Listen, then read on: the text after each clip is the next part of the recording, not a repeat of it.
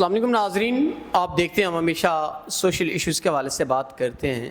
آج ایک معتبر اور سید گرانے سے تعلق رکھنے والی ایک حافظ قرآن بہن ہمارے ساتھ موجود ہیں، جو کہ اپنی زندگی کے معاملات سے کافی حد تک پریشان تھی، اور انہوں نے اپنی جتنی بھی زندگی گزر چکی اسلام کے مطابق گزاری، اور جو وقت ان کا گزر رہا ہے اسلام کے مطابق گزر رہا ہے۔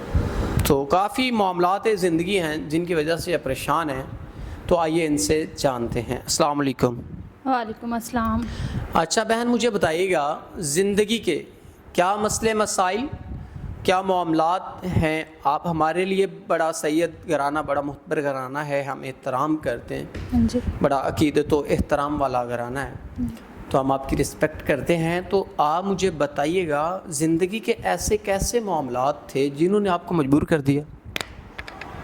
جی، دراصل آپ کو سب سے پہلے تو ہمارے معاشرے کا پتہ ہی ہے کہ کس طرح کا معاشرہ ہے اور کون سے حالات ہیں یہاں پہ۔ نہ سیدہ چھوڑیں، یہاں پہ کوئی بھی بندہ، اب آپ میرا ہی حساب لگا لیں، میں سیدہ ہوں اور میں یہاں پہ اپنے آپ کو تحفظ محسوس نہیں کرتی ہوں۔ ہمارا سب سے معتبر گھرانہ ہے، لیکن جو لوگوں کی نظریں ہیں نا، وہ آپ چھوڑ ہی دیں کہ مطلب میں یہ آن کیمرہ بتا ہی نہیں سکتی ایسی باتیں۔ ایک تو اب میں اکیلی ہوں اور میں ہی بچوں کو نا گلی محلے میں قرآن پاک پڑھا کے تو اپنا گزارا کر رہی ہوں، اور اس معاشرے میں سروائیو کرنا اکیلی عورت کے لیے تو بہت ہی مشکل ہے۔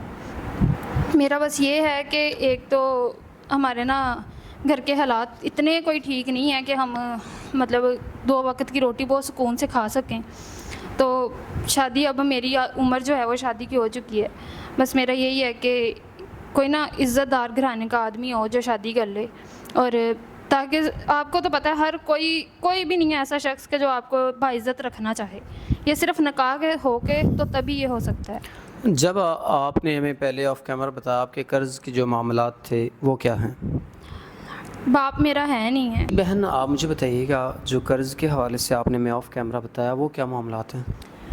وہ میرے والد صاحب کی جو ہے وہ وفات ہو گئے ہیں، وہ فوت ہو چکے ہیں، اور والدہ کے نا علاج کے لیے میں نے لیے ہوئے تھے قرض۔ اپنے نا ادھر ہمارے محلے میں ہی رہتے ہیں جو مطلب تھوڑے معتبر لوگ ہوتے ہیں، جن سے ہم پیسے والے ہوتے ہیں تھوڑا بہت، لیکن نا بہت ہی کوئی ضلالت ہو، میں نے پیسے لے کے نا مجھے لگتا ہے میں نے بہت ہی بڑی غلطی کی ہے۔ اب میرا ڈیلی کا اذیت ہی یہ ہے روزانہ کی ہر معاملات میں کہ میں نا پیسے کس طرح کر کے ادا کر لوں، لیکن آپ کو پتہ ہے کہ قرآن پاک پڑھانے سے کون کوئی پیسے دے جاتا ہے، یا کوئی کتنے ہی پیسے آ جاتے ہیں، 150 اس حساب سے پیسے آ رہے ہیں، اور 4 سے 5 بچے ہوتے ہیں میرے پاس بس۔ اگر کوئی ایسا انسان جو آپ کے قرض کے معاملات آپ کو تحفظ دیتا ہے، آپ سے نکاح کرتا ہے، آپ کے تمام تر جو پریشانیاں اس کو حل کرتا ہے، اگر اس کی عمر بڑی ہو یا پہلے شادی شدہ ہو یا آپ کو باہر لے جانا چاہے، آپ کو اس میں مسئلہ تو کوئی نہیں ہوگا؟ عمر بڑی کی تو بات ہی نہیں ہے۔ آپ کو پتہ ہے ہمارے اسلام میں اس چیز کی اجازت دی گئی ہے کہ لڑکا لڑکی کی ایج کا تو کوئی ڈیفرنس اس میں بتایا ہی نہیں گیا ہے، لیکن یہ ہو کہ عزت کا محافظ ہو۔ میں یہ نہیں ہے کہ آج شادی کروں اور بعد میں پھر وہی حالات خراب ہوں، تو کوئی محافظ ہو، بے شک بڑی عمر کا یہ اس کا کوئی ایشو نہیں ہے۔ ناظرین، بہن نے واضح طور بتا دیا، سیدہ بہنیں حافظ قرآن بھی ہیں، انہوں نے واضح بتا دیا کہ میں ایک ایسے انسان کو چاہتی ہوں کہ جو میرا محافظ بنے۔ عمر کا کوئی مسئلہ نہیں، کسی قسم کا کوئی مسئلہ نہیں، لیکن انسان رسپیکٹ دینے والا ہو۔